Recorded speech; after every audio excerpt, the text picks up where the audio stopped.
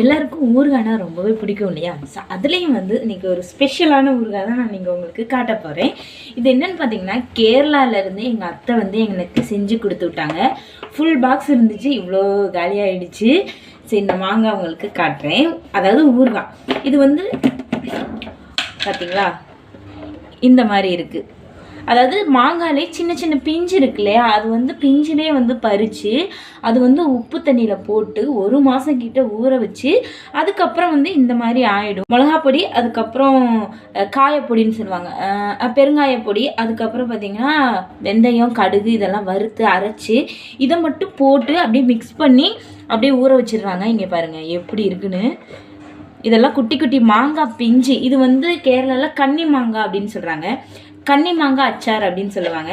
இது வந்து நம்ம ஊரில் இது என்ன சொல்லுவாங்கன்னு எனக்கு தெரியல. வந்து நீங்கள் சாப்பிட்ருந்தீங்கன்னா எனக்கு மறக்காமல் கமெண்ட் பண்ணுங்க.